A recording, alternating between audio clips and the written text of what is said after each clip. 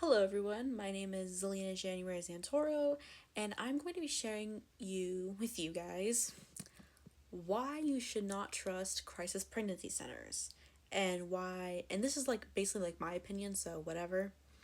And why as a ex-Christian, I should say, I do not follow purity culture for another good reason, and how I dodged a bullet on purity culture. So, let's get started. So, if you don't know this by now, but purity culture is also rooted in pro life, aka the movement against abortion. So, that's one thing. And one of the reasons I should say, how I dodged a bullet on purity culture is by not following the lies on like sex and everything. I didn't follow the lies of sex or STDs that purity culture had to and has to provide when all it is just bias and basically just bullying. That's all I can say. So currently I am not pregnant. I do have a desire to have children someday, but not now. But one thing I could say is that I do not have any desire to ever go to a crisis pregnancy center, and I'll tell you why. So here's the number one reason why I would never go to a crisis pregnancy center. It says, if you look up, basically it says, does Planned Parenthood follow HIPAA? It says yes. Planned Parenthood is a covered entity under the Health Insurance Portability and Accountability Act, HIPAA, and is required to follow HIPAA's rules to protect patient protected health information, PHI. Meanwhile, on the other hand, it says no, crisis pregnancy centers are generally not required to follow HIPAA regulations because Mo are not licensed medical facilities. That's another issue as to why I would never go to a crisis pregnancy center, because they don't care about my privacy. They don't care about if they don't even care if you're getting doxxed or if you're getting harassed or bullied on in your day-to-day life. Here's another reason why as to why I would never ever go to a crisis pregnancy center. This reason alone, like all these reasons that you see on my screen, are another reason I would never go to one, because they basically just lie and they bully women. They basically just like to lie and about, sexual health, including STDs, etc. But whatever. Another thing that, like, here, if you look it up on AI, but AI will, provide you some resources. It says, be cautious about the information you share with crisis pregnancy centers, as it is not protected by HIPAA laws. Understand that these centers are often not regulated medical facilities, and therefore are not held to the same privacy standards as traditional healthcare providers. So that's a big problem. I just think that crisis pregnancy centers are basically just should be illegal and are unethical. If you require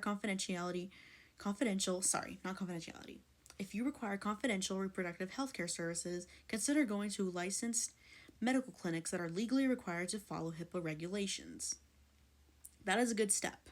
That is why we need to ban crisis pregnancy centers from the face of the earth, and of course, in the United States as a whole.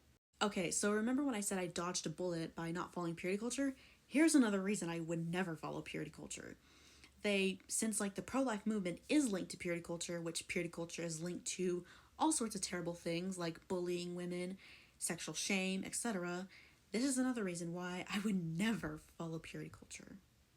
And yet another reason I would never go to these centers. Period. I don't care how hard these Christian sorry, not Christians. Perverted culture followers even care. I care more about my health and safety rather than the feelings of some entitled person in the sky. And it also says feminists and feminist organizations are largely against crisis pregnancy centers, CPCs, which they argue they argue deceptive tactics and misinformation to deter people from having abortions. This opposition is rooted in several core feminist principles, including reproductive freedom, bodily autonomy, and access to accurate, unbiased healthcare. And something that is worth kind of mentioning to the world is, what about women who have STDs like herpes, HIV, who are pregnant?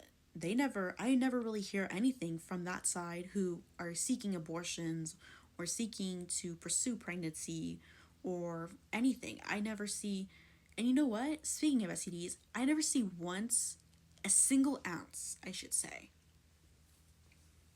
I never see a single ounce of compassion for women and men who have STDs at all.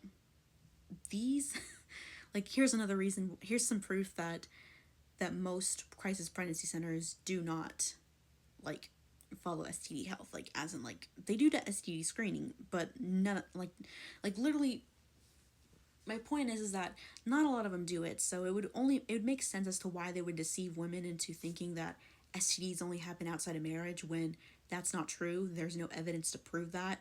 That's all just deception. And another thing that CPCs reveal when you reveal your information is stuff like this. They reveal when you last had a period, if you plan on seeking an abortion, how many abortions you've had, if you're a virgin, or whatever. And another thing that should be noticed is that they share this information with everybody, meaning other patients or so-called patients or clients. They share this with the internet. They share this to anti-abortion organizations. They share this to lots of people who you may say that you do not want involved in the privacy of what you do in your own home. And one of the things they say is that they don't lie to you, but here they are lying, saying that they will protect your privacy, but aren't regulated by HIPAA. So they're not really following HIPAA laws. So therefore, that is completely unethical. Not to mention, though, they're unlicensed. Since they're unlicensed, why are we even allowing this? Meaning that these people could get away with medical malfunctions and face no accountability to the fullest extent of the law. That's another issue, is that it's very unethical to lie and say stuff like, oh, well, we're going to hold you accountable. But, like, no one holds these places accountable at all. There has never been an instance where they've ever been held accountable for misinformation or misdiagnosed or whatever. Because guess what? They're not licensed. Therefore, they can get away with spreading misinformation. They can get away with anything that is related to sex health. Or in other cases, sexual education. So that's another issue. So yeah, if you are planning on maybe seeking an abortion, maybe you're planning on having children, you don't want any children, whatever the case scenario is, I would just strongly advise you go to Planned Parenthood.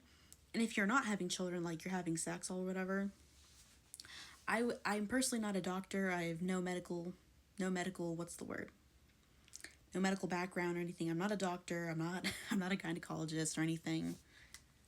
But I would highly recommend going to Planned Parenthood rather than going to a crisis pregnancy center.